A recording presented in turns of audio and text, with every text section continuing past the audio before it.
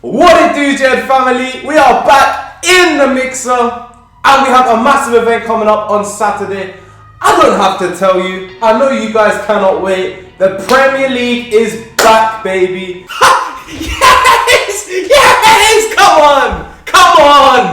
And I cannot wait. In fact, I was so excited that I decided today should be my prediction day. Who does this mug think he is? How's he going to tell me who's going to win the Premier League? He doesn't like my team, that's his problem. Now, I know the transfer window hasn't closed. I know that there could be some shocks, some twists, some U-turns. There could be anything could happen, guys. But we've got some fantastic talent on their way to the Premier League. Chelsea's team in particular is looking incredibly exciting this season. We nearly had Messi join us in the Premier League. We've got, crazy transfers happening every single day. James Rodriguez going to Everton, Allen going to Everton. We've seen Havertz coming to Chelsea. We've seen Koulibaly could be on his way to City. We've seen a whole host of crazy things happen this transfer window. I don't know what else could happen, so I might have to make an updated version as soon as we hear news from this. But looking as it is, I'm super excited to see what happens this season. Nah, I'm not listening to you. You don't know anything, mate. You're an absolute mug. Do you know that? You're an absolute mug. It's been so long. It has been so long. And obviously when the season ended a bit early last season, it was tough not to have football going on every, Friday, Saturday, Sunday, Monday. The Champions League games, things to look for, things that I usually look forward to in the week. I couldn't sit and watch them. So long time without football. Super happy it's back. Hope we get some fantastic games coming up, and I really hope more transfers are made because the Premier League is just getting better and better each year. Serious talent coming in. Hopefully we retain a lot of talent in the Premier League because it's one of the reasons it's the best league in the world. We've got some incredible talent. But let's jump into the prediction video, my guys. So, in the bottom position, I'm going to be going for West Brom. Now, I can see a 2018 repeat here. I can see the first few results not going so well for them. Maybe the board starts panicking. They sacked Slaven Bilic.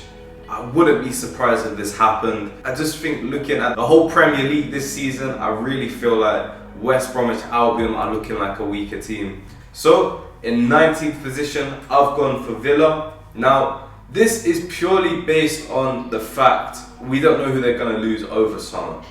If they lose Grealish, big problems for Villa. Standout man. So yeah, Grealish last season, 8 goals for Villa, many man of the matches. I think it was 4. He got 4 man of the matches last season. A really important player for Villa. Their captain, someone that's really passionate about the club as well. If he leaves, it's going to leave Villa a big void there, a bit of a problem for the team. They've got the likes of, they've got a good striker in Trezeguet, they've got good defensive players in Mings, but can they hold it together? I mean, it's going to be tough. Villa brought in a few players, championship players. They're probably going to be hoping to develop them. They also brought in that goalkeeper, Kalanic, that's it, Kalanic. Might be a starter, might not be. Up next, I've gone for Brighton. So what do I think? Brighton, not a lot of transfer activity this season. Obviously lost a big name, Duffy.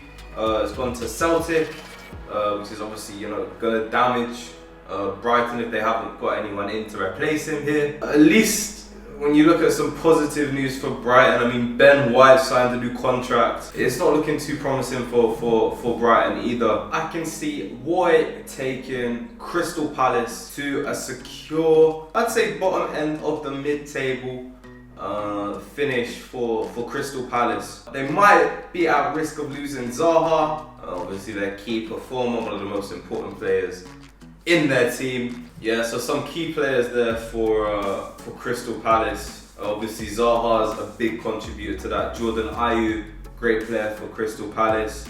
Their big defensive, big central midfielder player in Miljovic. I can't say his name properly. It's not my fault. I'm trying my hardest. And I think that they're not really in danger of getting relegated because they do have not the best players, but I feel like they have enough Premier League experience there, veteran manager there. So I would be very incredibly surprised if Palace went down. Obviously they've just signed a new lad, Eze, and that's his name, from QPR. That's going to be a nice player to watch develop. I love to see talent, new young talent coming in. Hopefully he gets some games. But yeah, I mean, all in all, when you really look at Crystal Palace, you expect them to be staying up. So in 16th position, I'm thinking Burnley. Good season last season, ending 10th in the table. Activity in the transfer market has been limited as well. When you look at what is going on around the Premier League, there's a lot of players coming into each team. Look at the absolute madness Leeds have done. We'll get to that. But 16th, I'm seeing Burnley there. They might be losing Tarkowski. Just rejected a £27 million bid from West Ham. But so far, no done deals for Burnley, and it looks like they are set to be losing one of their best players. Having said that though, I think they're just going to manage to escape the relegation zone. Now 15th position, I think Fulham are gonna get there. Their previous Premier League campaign obviously wasn't the best, getting relegated the same season that they got promoted. However, I think lessons have been learned. We saw them spending so much money when they first came up to the Premier League last time. Remember, they bought the likes of Mitrovic. They spent loads of money on players. Now this transfer window has been active for them. And like I said, I think they've learned their lessons. Some of the players that they've got in, players that they really needed to get in. You know, Anthony Knockaert in the right wing position. People like Harrison Reed, Mario Lemina, you know, players that are going to be good for the squad. Only time will tell, like I said. The transfer window isn't closed at the minute. It depends what further business they do, but I can see them managing to stay up this season. Now in 14th position, I can probably see West Ham ending up around this area. Big fall from grace. Been a tough few years, I would say. Despite getting in big money signings, Haller, fantastic players like Lanzini not reaching their potential. Premier League winner Manuel Pellegrini coming into the club, really hoping they could turn West Ham around. Unfortunately, didn't work out. Some big problems within that club that need addressing. Again, I can't see them going down, despite probably not having the best manager in David Moyes. Not a good idea to have him as a manager. I could even see Moyes getting sacked this season. I just give up. It's never gonna work out.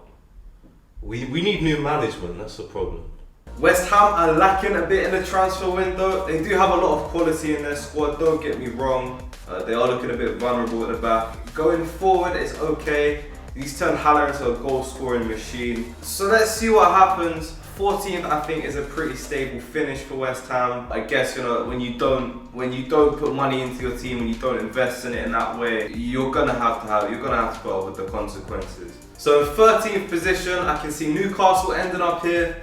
A good quality squad, all in all. Some very good young talent in Newcastle in the Longstaff brothers, looking to add to their squad in the transfer window. Jamal Lewis from Norwich looks set to join. Obviously, Fraser's joined Newcastle. Wilson's joined Newcastle. So some good additions to the squad there, some good quality, some proven Premier League stars. 13th might even be a bit harsh on Newcastle. Yeah. They're going to stay up. It's going to be a safe season for Newcastle. I don't think they're ever going to look like getting relegated. But if they want to get into that top half of the table, they've really got to be splashing the cash. And Mike Ashley doesn't really like to do that, does he? It sucks for Newcastle fans, but hey, it's not my club. Let's see what happens. Depends who you get in. So in 12th position, I am seeing a finish from Sheffield United. Now, no one will take away. Last season for Sheffield United was unbelievable. In fact, they did so well. I had a little soft spot for Sheffield United. McBurney scoring all them goals, just the whole way the team played, how aggressive they played, It was a fantastic season for Sheffield United. They've completed the Bogle signing, they've completed the Lowe signing. They've also had Ampadu from Chelsea join. So a lot of more defensive players joining Sheffield United, which is always nice. But yeah, I expect a bit more business from Sheffield United. I think they understand the importance of spending. I can see why they're an exciting prospect to maybe join that club. But 12th, I think, is a solid position for Sheffield to be aiming for. I feel like a lot of people last season didn't really invest in the clubs too much. So we didn't see too much crazy transfer activity last season. It's starting to get dark now, I need to speed up this video. 11th place for Southampton this season. Now last season, Danny Ings was on fire! 22 goals, crazy. 17 goals more than any other player in the Southampton squad. Danny Ings is essential to Southampton's success this season. Obviously, Højbjerg was a fantastic player as well for Southampton. Lots of passes coming out of the midfield, as was James Ward-Prowse, was also an important player for Southampton last season. In a defensive role, he was very important there. But unfortunately, Højbjerg has now left for Spurs. Going to be missed for Southampton, important player. That's why I can see them slipping down the table slightly. Obviously, they could be signing the midfielder from Schalke, Weston McKennie, which would again be a really great signing. But the most important thing for Southampton is to hold on to Danny Ings. What an important player. Moving on to the top half of the table. In 10th position, I'm seeing Leeds. Now, the Premier League new boys have gone insane this transfer window. They've been spending absolute stacks with some crazy transfers. For instance, Rodrigo coming from the Spanish league. What a signing! What a signing! A proven striker at the top level. I hope he doesn't flop, because it's nice to have new talent coming into the Premier League. He scored 35 goals and 141 appearances, but he seems more of a team player. I'm definitely excited at the prospect of seeing him coming in. Obviously signing Helder Costa from Wolves on that 16 million deal. Fantastic signing. Robin Koch from Freiburg, good signing as well. And the deals might not be over. I was reading today they're trying to sign Draxler from PSG. Like, Leeds are looking like the real deal, guys. That's why I'm seeing them for a solid mid-table finish. Great finish if you're a Leeds fan. I would be delighted coming up from the Championship. Good luck to you guys, good luck. Incredibly exciting season ahead for Leeds. That is for sure. Now 9th position, I can see Everton ending here. Ancelotti's a good manager. I don't think the team is what it needs to be in order to really get above any other team. I think the defences are too good in the Premier League to surpass a 9th spot. You know, there's not really a big name up front. I mean, Calvert-Lewin doing okay last season. Keane, we never really got started. Richarlison, great player, can change a game, but he can't do it on his own. Some fantastic signings coming in, obviously Rodriguez, Alan we might be seeing, but losing a few players important in the background in the dressing room. Leighton Baines has gone. Stecklenburg, a very experienced player, to be losing out is obviously going to hurt them. They're not going to get to European football this year. That's as good as it gets for Everton, really. Need to sign a few more players and get rid of the flops. But let's see how Allen and Rodriguez do. I mean, 40 million around about that spent. You need to spend a bit more, you know what I'm saying, Everton, if you want to play with the big boys. Now, in 8th position, I can see Wolverhampton Wanderers. What a fantastic coach they have. Nuno has obviously done a fantastic job for Wolves. That's undisputed. I think the team he's built is amazing. You know, Jimenez, Patricio's a great goalkeeper. You know, Bolly, Says, Ruben Neves, João Moutinho, Diego Jota, Traore if they can keep hold of him.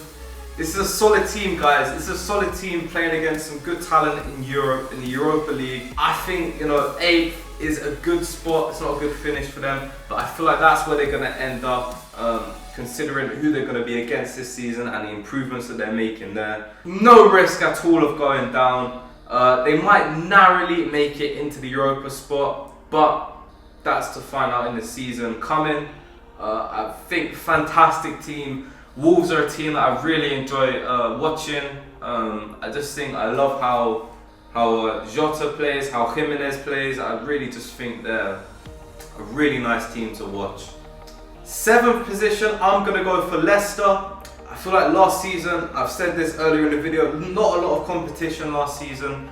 Obviously it's still the Premier League, but no one was really investing super heavily last transfer window. This season I can see it getting a bit tougher for Leicester. I don't think Brendan Rodgers is gonna fare very well. He might even end up getting sacked. So obviously lost a few of their key players in Ben Chilwell. I say a few key players. They lost one key player. Something that's looking promising for Leicester though is the fact that Maddison signed a new contract. Vardy's, still there. Tielemans is still there. Dionku's still there. Schmeichel's still in goal. A solid team altogether. Probably going to make it into Europe, I will say. Need to do some more business in the transfer window if they want to move above 7th, in my humble opinion. I think it's going to be a good season for them. Might even end up pushing towards a Champions League spot. Who knows? So in 6th position, I'm seeing Tottenham Hotspur ending here. Kind of active summer, signing the likes of Højbjerg, signed Matt Doherty from Wolves. Good players for these clubs. Doherty was standout for Wolves for me. Højbjerg, most passes in Southampton squad. And to me, Tottenham have really looked like they've missed that since Eriksen left when did he leave? Whenever Eriksen left, they really missed that key playmaker. Players are only as good as the service they get from the centre of the park. When you're playing Eric Dyer, Dele Alli, I don't really feel like these guys are the most attacking players. Kind of a bit lazy, or they like to sit a bit deeper. So someone like Højbjerg, not super attacking, but good at playing them long balls. I think it's just going to benefit Spurs overall. But yeah, Mourinho's 2nd season in charge. I don't think it's going to go to plan, purely because this is Spurs we're talking about. No offense if you support Spurs, but this is Spurs we're talking about here. They've just got this charm of letting you down. But it would be nice to see some of the players get involved there. Tanguy and Ndombele, might break into the first team, get some more playing time there. I don't feel like Harry Kane is as good as a player as he was 3 years ago. I don't know if that's the Pochettino effect. I don't know, but it's not looking the same. Because this is a guy that's got incredible talent. He can't be finishing in Europa League spots. He's a top striker. He needs to be, up there in the big leagues, you know what I'm saying? One more thing is, could we see a potential reunification of Gareth Bale and Spurs? Can this happen? If so, I think this could turn Spurs into a pretty mighty force. They'll have Son down that left, Gareth Bale down that right, Kane up front, and they'll have a solid midfield. It's just the defence needs to pull their stuff together. That's my 6th spot anyway. In 5th spot, I'm seeing Arsenal ending here. I feel like Arteta's got enough time to make the team gel a bit more. Some of the bigger players might start to make more of an impact. Nicolas Pepe, Aubameyang's, always firing the goals. You've got the new youth coming through, Martinelli. You've got Saka. You've got an exciting prospect there in the squad. It depends on who they bring in as well. I feel like the whole 4th place is pretty contested between Spurs, Man U and Arsenal. But yeah, some of the players that Arsenal are looking to bring in, Thomas Partey, be a great signing from Atletico Madrid. Ceballos is back from Madrid on loan. Really standout player for me, last season. I know for a fact that Arsenal fans really enjoyed him playing in their team. I feel like his distribution was the best in the Arsenal team. His range, just him on the ball, it felt safe, They also signed Gabriel from Lille. It might be a good signing. It depends how they can nurture him. Can he grow into his role a bit more? But yeah, a lot of exciting talent there for Arsenal indeed. Really looking forward to watching Arsenal perform and seeing Arteta, I would go as far to say an Arsenal legend, managing the club in his vision. 4th spot though, I'm going to give this to Man United. Now, Man United last season, I couldn't have even seen them finishing 8th or 9th. They were playing so bad, and then January comes. What happens? Bruno Fernandes joins Man United. Now, not only did he completely change the way Man U played, he also brought kind of leadership qualities with him. Bruno Fernandes stepped in and really put his mark on the game. His range of passing is fantastic. He's a playmaker, he's aggressive, he moves forward, which is exactly what Man United were missing. That attacking-minded midfielder. I don't have too much faith in that Man U backline. I think Maguire is starting to look more and more like a flop every single day. I don't know who his partner's going to be. I don't rate Lindelof too highly. De Gea is not the player we knew, 2 or 3 years ago. He seems to just be lacking in form. He seems to just be making these stupid mistakes. I see it constantly. missing saves he needs to be making. United conceding an easy goal. Now all of a sudden they're 1-0 down and it just goes downhill from there. They need a new keeper. So yeah, basically De Gea has been with Man United for nearly 10 years now. He's basically a club legend at this point. He needs to leave. Moving on to third position. Now, Chelsea have done an absolute mazza in this transfer window. Go on, go on, go on. Yes! They have literally rebuilt their whole squad. They've made some fantastic signings in places they really needed to. But obviously the past few seasons have been locked because of this transfer window ban. Now they're out and they're splashing the cash. Bringing in Timo Werner, bringing in the likes of Ziyech, bringing in the likes of Thiago Silva, Chelsea bringing in Kai Havertz. They've made so many crazy signings. Like, we're gonna see a completely new Chelsea squad. And the thing is, it might not even be over. They might be moving for more players. Mendy is one, for instance. Really liking a look at this new look Chelsea. I think Timo Werner is going to get 20 plus goals this season. I think he's going to have a fantastic season. And I think Chelsea are going to have a good season as well. Getting that firm Champions League spot. And really giving Liverpool and City some competition there. Thiago Silva coming in, a veteran defender. Very old. Very old. Is that going to make any impact on how he plays? Do they need some more youth in there? Who knows? Are they going to keep developing their youth in the way that they've done it in the past few seasons with regards to not having the transfer window open? They've had to use what they have and what's homegrown talent. So I'd like to see Tammy Abraham, Hudson-Odoi. So moving on to spot number 2, I can see Liverpool ending here. Great season last season, undoubtedly.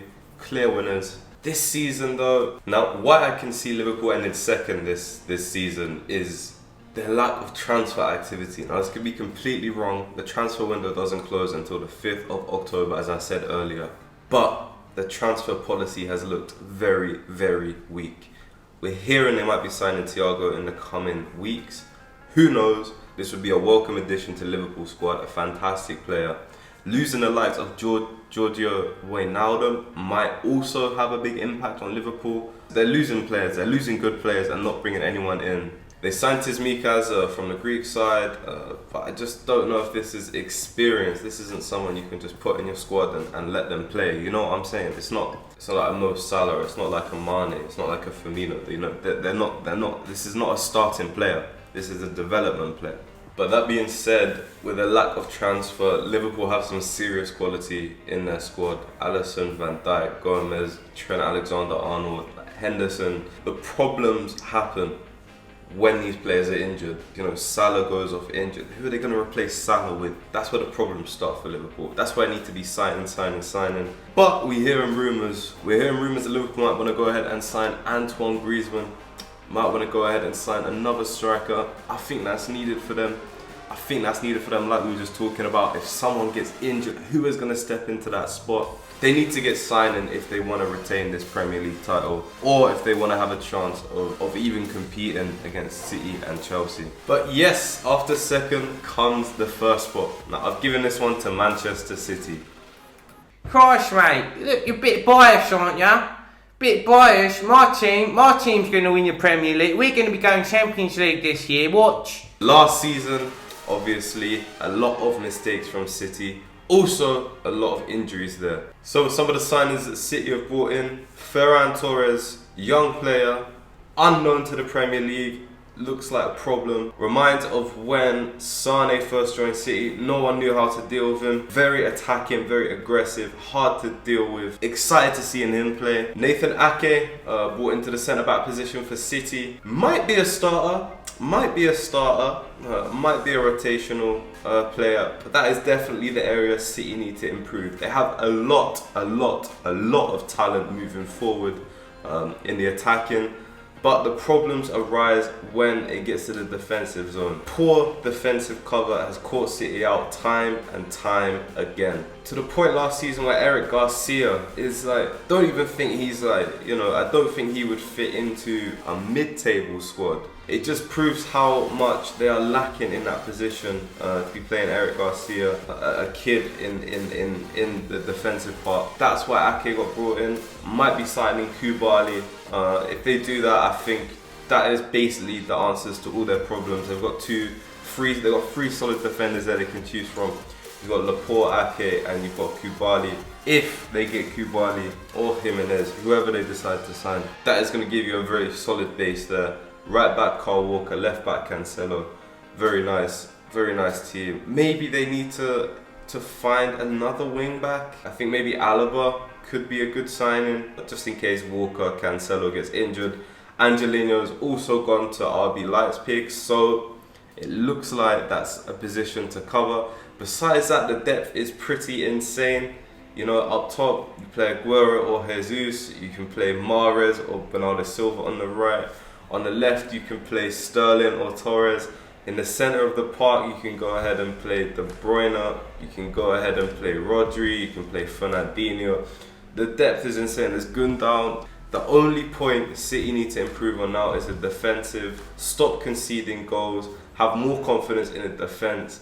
And when you've got that, that's going to make you more confident moving forward and attacking, because you know you've got that good cover behind you. You're not going to go and concede a goal. That is why I think City will win the league this year. They've spent money on the defence. They're continuing to spend money on the defence. If they follow through with this Koulibaly deal, this Jimenez deal, it's curtains. City have won the league. But guys, this is all just my opinion. We'll come back and review this. We might even come and update it.